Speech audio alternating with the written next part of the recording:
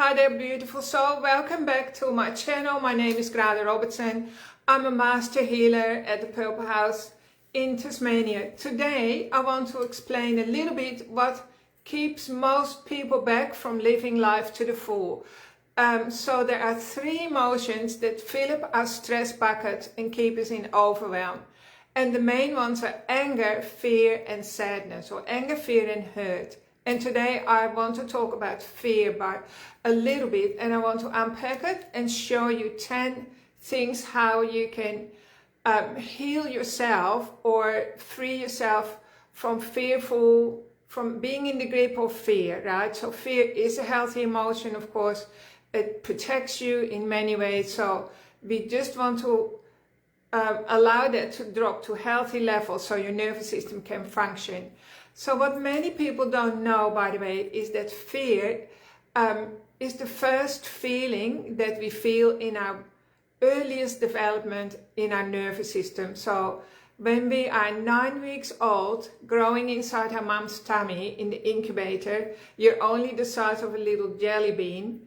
The fear paralysis reflex is activated. So the name says it all. So the reflex is called fear paralysis. So what happens inside the little jelly baby, that's you, the embryo that's forming in your mom's body.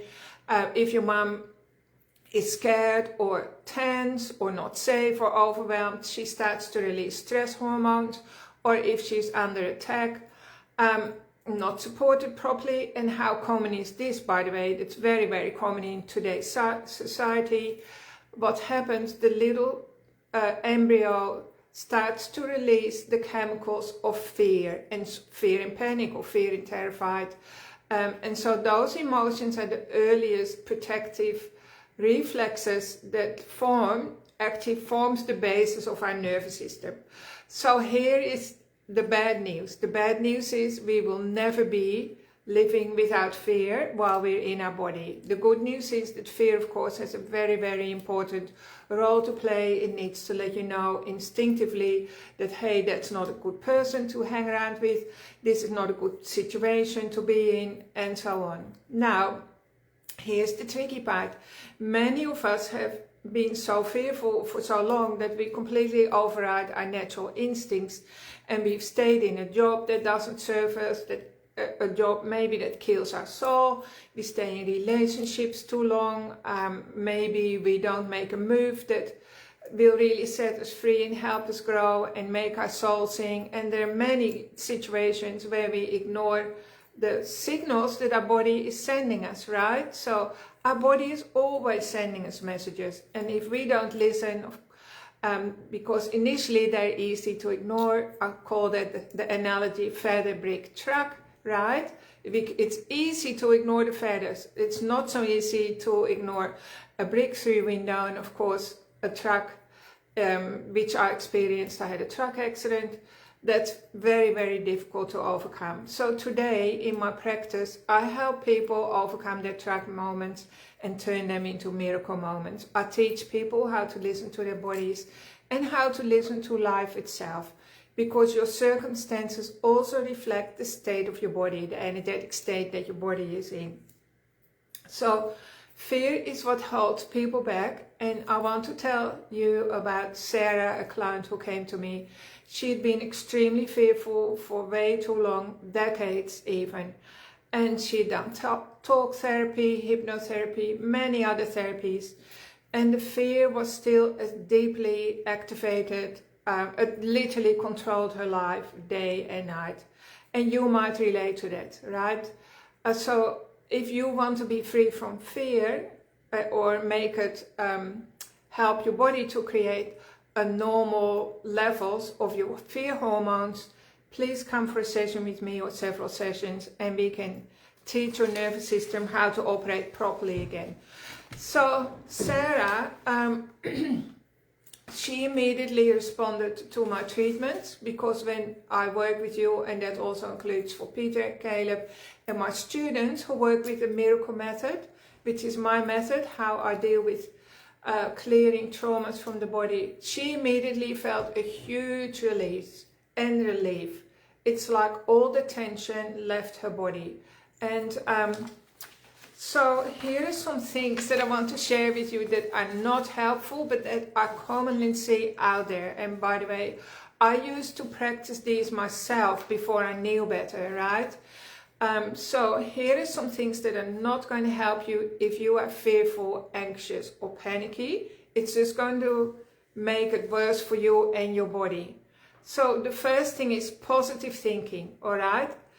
If your house is on fire or your body thinks you're being attacked by a bear or a wolf, or you haven't got money in the bank to pay your bills, you're feeling fearful and panicky, your nervous system is sending you the right signals. You can call them love messages from your body.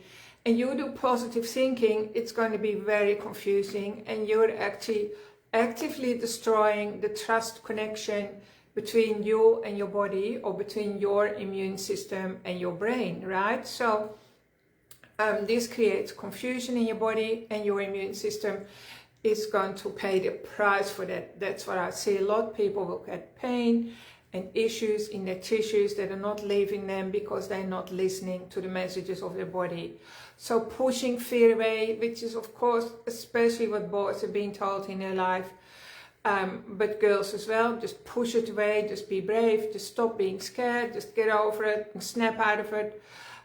What happens, the fear goes underground, because there's a saying, what you resist persists, right?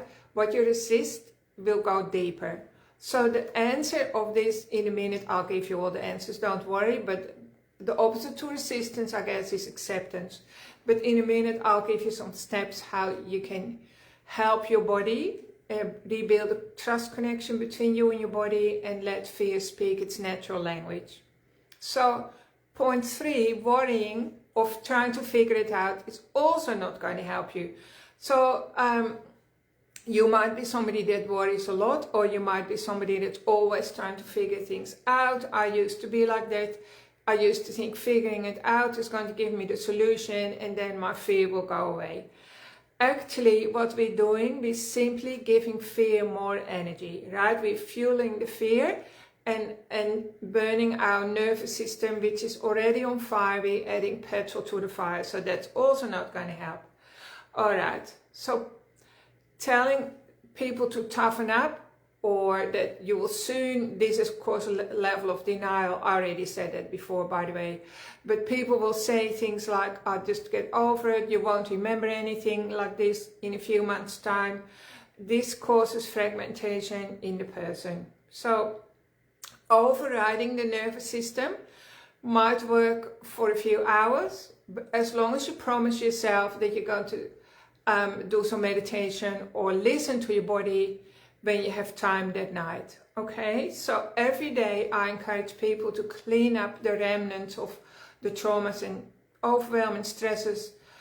Don't take them to bed. Have a hot bath, or do some meditation, or follow the steps that I'm going to give you now. So just imagine you have fear in your body and it arises. So step 1 is, so you have to engage your trickster or your monkey mind that says, I'm scared, I'm fearful.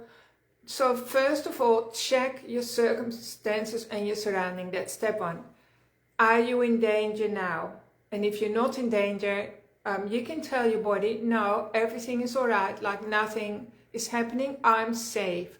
You just use those words, I'm safe right now. So then you go inward. So the inward introspection is the hardest thing that most people don't want to do. They refuse to do it. And so sometimes you need to come to a practitioner, a healer like Pete, me, or Caleb to hold your hand while you do this. So let's say you have real strong, powerful fear in your body. It's paralyzing. Let's say when you think about going to work tomorrow, or an issue, or it can be a fear that is like nothing to do with anything current in your life. It's just always in your body. So here we go. This is step 2. Locate where the fear sits in your body. Now I'm just putting my hand here, but most of the time people will actually feel the fear in their tummy or solar plexus or stomach. That's very common, but I'm just holding it here so you can see where I hold my hand.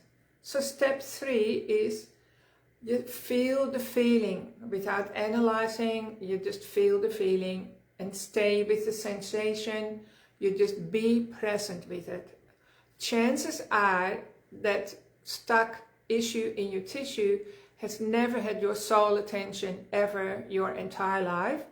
And so you're shining the light of your attention onto that feeling, say where my hand is, but your hand could be somewhere else, and just be with it. Step 4, your mind will immediately try to come up with a story. That's what our minds do. Our mind is a great trickster. So it's going to come up with a story. So gently bring your attention back to your body and just disconnect from the story. We have so many stories in our body, but those stories can wait. You just sit with the feeling of fear inside the body.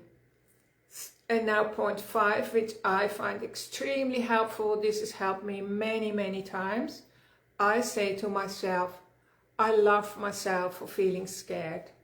I love myself for feeling fearful. So the words are, I love myself for. I'm not saying I love myself in spite of, or in spite of feeling, even though I feel fearful, blah, blah, blah. Because that is immediately creating conditions in your body.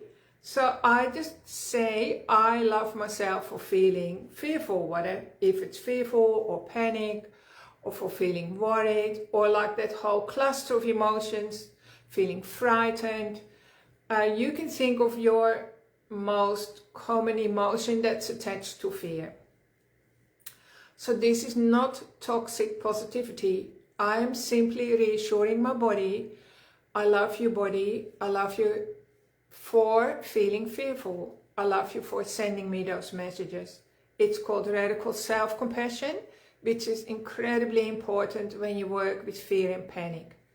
Right, so then point 6, you can gently feel into that feeling again, and then you can write down what color is this feeling, like give it a color, and then you can write down, does it have a smell, like maybe it smells of burnt toast, I'll just make it up, or rotten eggs or whatever.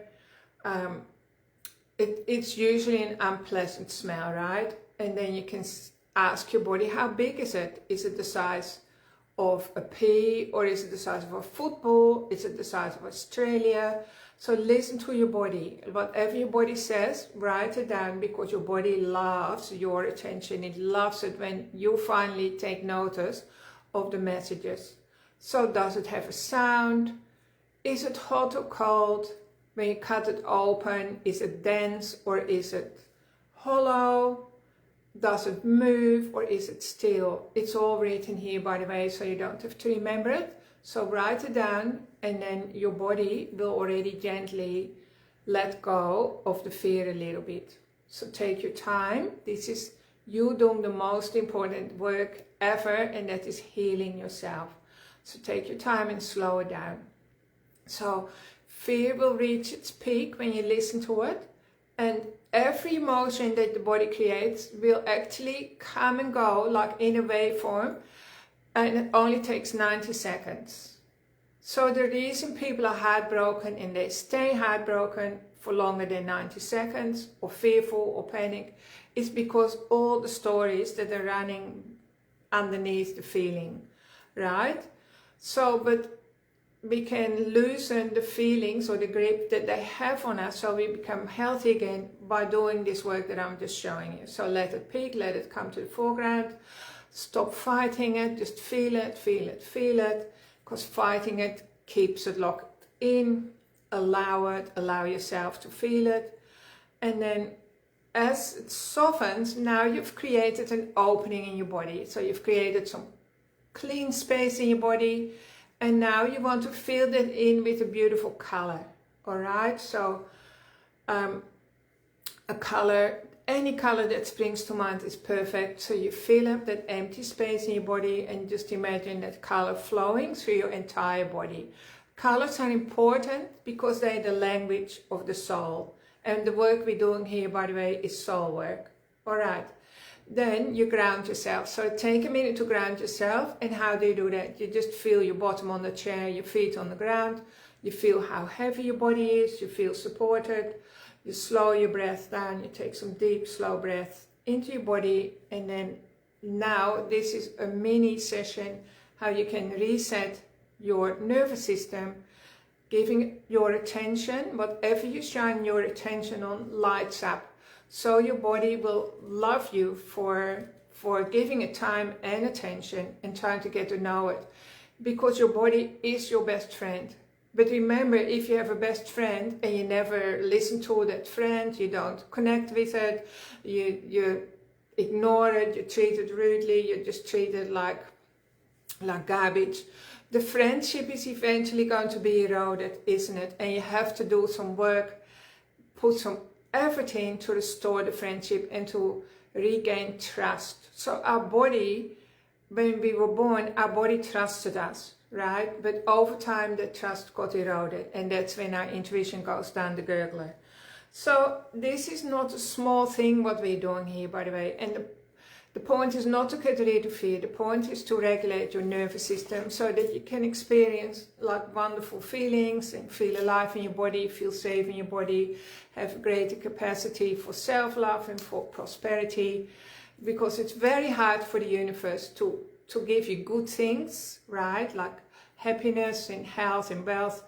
If your nervous system is always incredibly constricted, your life will be a struggle. I know all of this because I did get hit by a truck. I didn't listen to my body. I was all confused, obviously. I was like probably typical Dutch person with like work habits that were just way over the top. So I paid the price. So I got hit by a truck 20 years ago now, and I had to regrow my body and my nervous system, as some of you know, of course, and healed myself.